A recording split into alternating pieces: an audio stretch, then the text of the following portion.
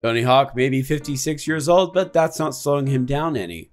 He's seemingly determined to get back into video games, hinting that Tony Hawk's Pro Skater will be returning soon.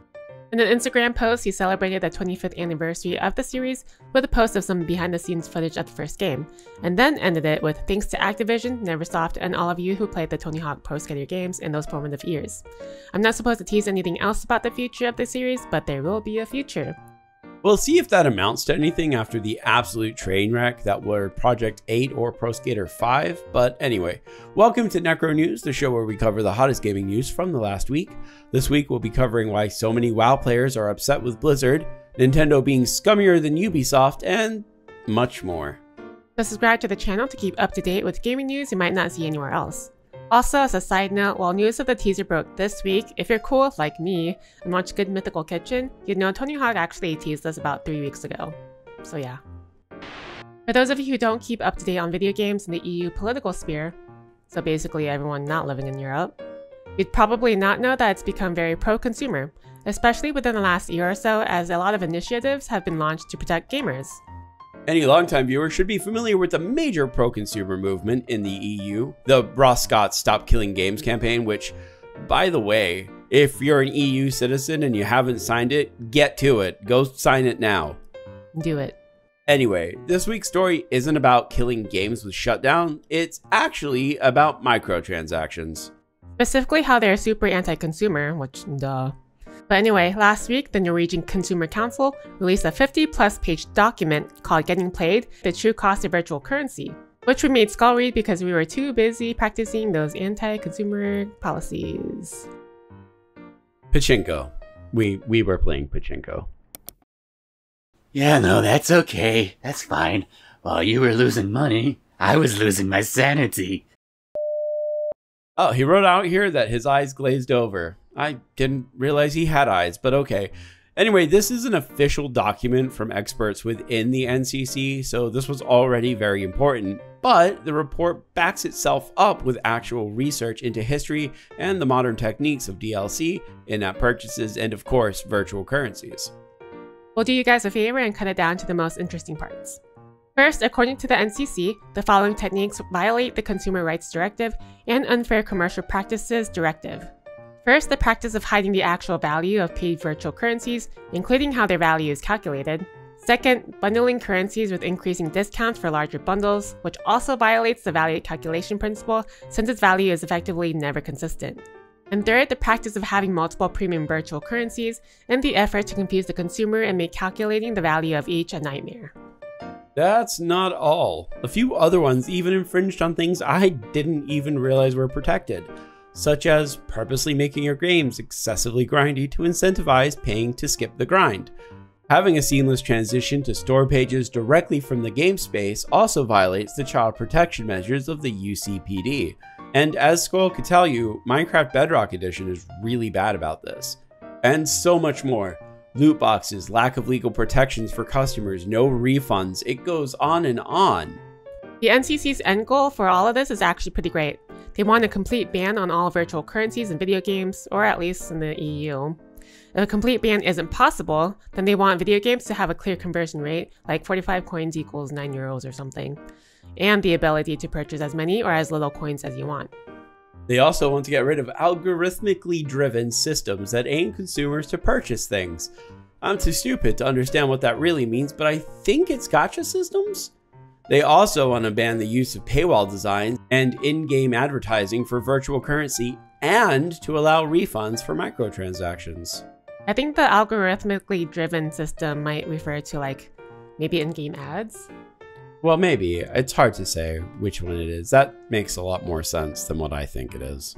I assume it's kind of like how TikTok pushes TikTok store, whatever the thing is. I don't use TikTok.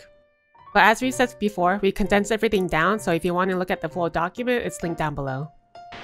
For whatever reason, WoW isn't dead, and it's having a bit of a revival in the form of its new expansions, which many players had been excited for since their reveal at BlizzCon last year.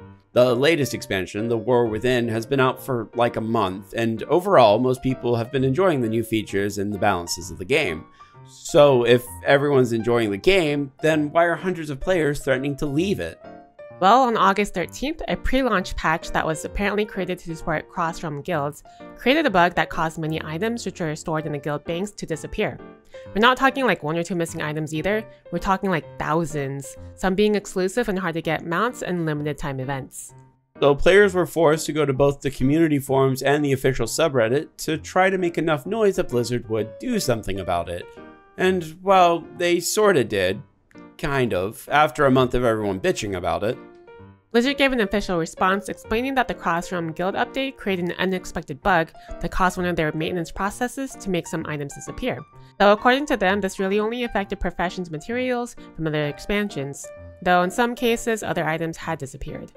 And for those who thought that maybe the maintenance process would keep logs regarding what was removed, it's Blizzard, so no, of course it didn't. But Blizzard did state that they had a solution to it and will be doing an incomplete restoration of some of the guild banks, since they don't have a way of restoring exactly what was missing.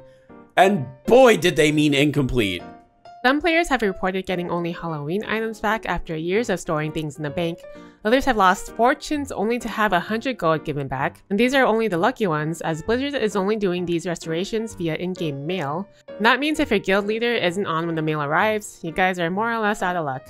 An interesting side note, we reached out to Piratesoftware as he previously worked on World of Warcraft, and he stated that this was unsurprising that the bug happened.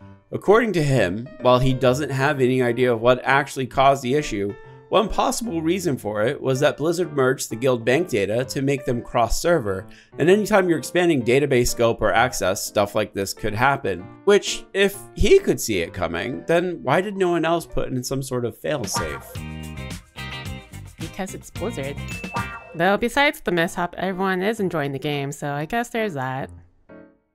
You wanna know what's not fucking good though? Nintendo's not fucking good. And we're kicking Booster off the story, because we don't need him ranting for an entire hour about Nintendo. You can go away now. Anyway, so if you couldn't guess, Nintendo is in the news again, and this time it's not for suing someone, but possibly buying them out. On October 1st, Nintendo got in touch with GDK-chan, a developer of another Nintendo Switch emulator called Ryujinx, and applied pressure to him to cease development of the emulator. There isn't much else to the story, though apparently Nintendo offered an agreement to the dev, and very shortly afterwards, all repositories and downloads for the emulator have been removed. I guess it's a good thing it's open source and also available on the Internet Archive. We all know how Booster feels about Nintendo, but what have you guys been thinking about Nintendo recently? I didn't grow up with a Nintendo, so I don't have any nostalgia feels for Nintendo or anything, but I do play Otomes, and the Switch has a lot, so... Alright Booster, you can come back I guess. For some good news, maybe, even though Nintendo is trying to put the squeeze on Pocket Pair, that hasn't stopped them from doing anything. In fact, they seem to be going harder on their efforts in spite of Nintendo's attempts to silence them. They've teamed up with Krafton, the company that owns PUBG Mobile, to bring Palworld to mobile phones. According to Krafton, the Palworld mobile game will be handled by the team that created the mobile port of PUBG, and they have plans to faithfully reinterpret and implement the original's main fun elements to fit the mobile environment. Sounds like they're gonna make a game with microtransactions. Why, yes. Yes, it does. But it's probably necessary if they're going to win against Nintendo, which actually, do they think they're gonna win if they're going this hard? Well, they were able to release Palworld on the PS5 everywhere except in Japan, because, you know, the lawsuit, so who knows.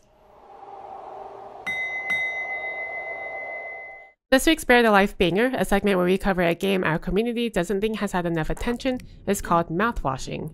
Why do we keep talking about these weird-ass games? Because boomers are weird? I don't know, Mouthwashing is a horror game that's, Bizarre? Yeah, look, just watch the trailer, you'll understand.